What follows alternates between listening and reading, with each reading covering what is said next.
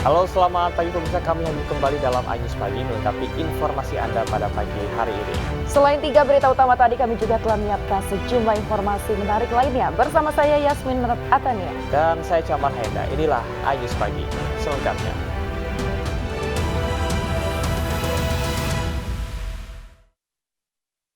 Kita ke informasi selanjutnya, pemirsa. Kebakaran melanda kawasan pemukiman padat penduduk di Jalan Keramat Pulau Raya, Jakarta Pusat. 2 kios warung makan dan sebuah rumah warga ludes terbakar.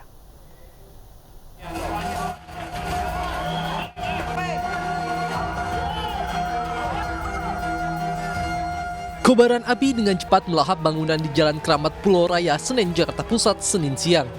Api yang berkobar sempat membuat warga sekitar panik. Dengan peralatan seadanya, warga pun berupaya membantu petugas damkar memadamkan api. Menurut salah seorang warga, api pertama kali muncul dari salah satu bangunan yang dijadikan tempat usaha warung makan. Banyaknya bahan yang mudah terbakar serta kencangnya tiupan angin membuat kobaran api dengan cepat menyambar ke bangunan lainnya. Api diduga berasal dari kebocoran tabung gas LPG dari kios warung makan.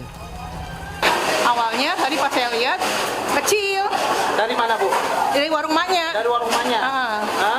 Terus habis itu lama-lama gede, makin gede, makin gede. Udah nyebar ke kiri kanan karena angin kan. Oh, gitu. Iya. Tadi ada ledakan juga atau gimana? Ada. Dari maknya ada ledakan, mungkin gas kali ya. Api berhasil padam 1 jam kemudian setelah 5 unit mobil damkar diterjunkan ke lokasi. Tidak ada korban jiwa dalam peristiwa ini, namun 2 kios warung makan dan sebuah rumah warga ludes terbakar. Dari Jakarta, Rani Sanjaya, iNews melaporkan. Pemirsa, diduga akibat suhu panas berlebihan pada mesin, sebuah truk mobil box yang membawa paket peralatan bayi terbakar di Banyumas, Jawa Tengah. Beruntung tidak ada korban jiwa dari peristiwa tersebut.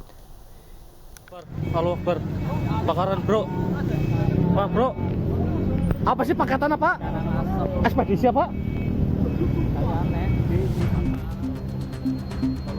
Beginilah kondisi mobil truk box paket ekspedisi yang tiba-tiba terbakar di pinggir jalan raya Buntus Sampang RT 1 RW 1, Dusun Tilombok, Desa Kaliwedi, Kecamatan Kebasen, Kabupaten Banyumas. Api dengan cepat membakar mobil tersebut dan membuat warga panik. Bagian belakang mobil habis dilalap api dan menjalar ke bagian lainnya. Warga berupaya memadamkan api dengan alat seadanya. Api akhirnya baru padam setelah tim pemadam datang dan menyiramkan air bersama warga.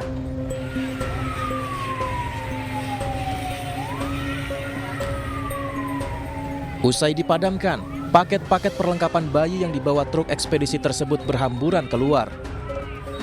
Menurut keterangan saksi, saat itu truk yang dikendarai sopir bernama Lianto, 45 tahun, warga Singaparna, Cirebon, Jawa Barat, dalam perjalanan menuju Yogyakarta. Diteriaki warga karena sisi belakang mobil muncul asap tebal. Sopir berhenti, namun asap sudah menjadi api yang membakar nyaris seluruh bagian mobil. Itu dari perjalanan Cikarang, mobil membawa Pampers kurang lebih 800 karton. Itu menuju dari Cikarang menuju ke Yogyakarta. Tiba-tiba di Jalan Raya Sampang Buntu terjadi asap di bagian belakang dan sopir tersebut berhenti setelah ada warga yang meneriaki bahwa ada kejadian kebakaran di mobilnya. Diduga kebakaran terjadi akibat panas mesin berlebihan dari mobil yang memunculkan percikan api, lalu membakar paket-paket yang dibawa. Hingga kini kasus tersebut masih dalam penanganan aparat Satlantas Polresta Banyumas. Dari Banyumas, Jawa Tengah, Saladin Ayubi, iNews melaporkan. Pemirsa, aksi pemotor koboi yang melepaskan tembakan airsoft gun viral di media sosial. Polisi telah mengamankan pelaku yang membuat geger di jalan alternatif jalur Puncak Bogor tersebut.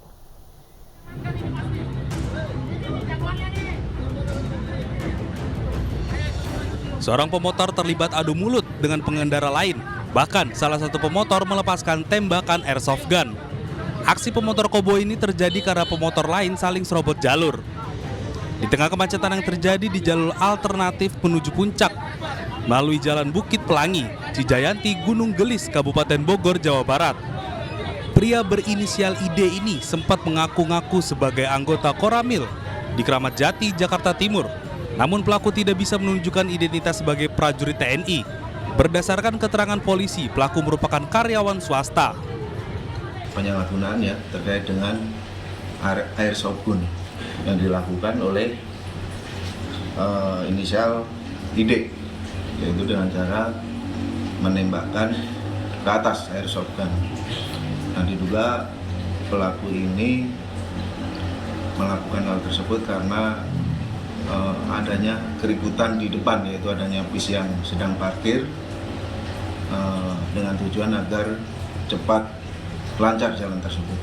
Karena terjebak macet emosi ya, karena macet panjang mungkin.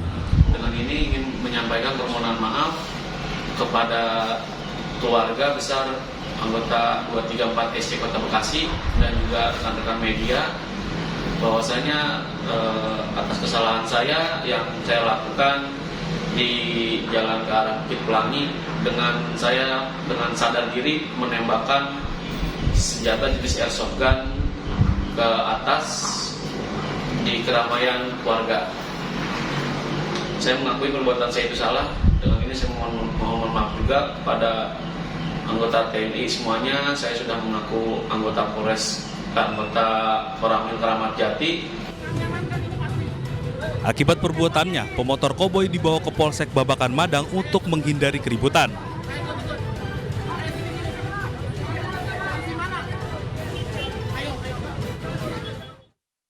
Sebuah mobil berjalan zigzag menyenggol sebuah minibus dan akhirnya menabrak pembatas jalan tol di kilometer 760 Surabaya Gempol. Aksi nekat pengemudi mobil ini terekam video amatir pengguna jalan tol.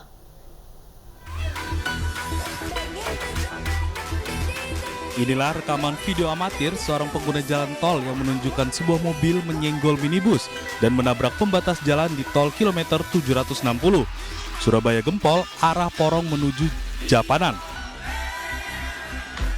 Sebelum menabrak pembatas jalan tol, mobil dengan kecepatan tinggi berjalan zigzag mendahului kendaraan di depannya. Diduga tidak bisa menguasai kemudi saat arus tol padat, membuat mobil menyenggol sebuah minibus dan berhenti setelah menabrak tembok pembatas jalan tol. Meski tidak ada korban jiwa, namun pengemudi mobil diamankan dan diperiksa polisi. Kasus kecelakaan yang melibatkan dua kendaraan ini akhirnya diselesaikan secara kekeluargaan. Ya, dari hasil pemeriksaan kami atas kecelakaan di kilometer 760, dari keterangan pengemudi bahwa yang bersangkutan menjelaskan bahwa mau mengejar temannya yang berada di depan. Kasus kecelakaan di Jalan Tol Surgem akibat pengemudi yang berjalan ugal-ugalan ini sempat viral di sejumlah media sosial. Dari Sidoarjo, Jawa Timur, Pramono Putra, iNews melaporkan.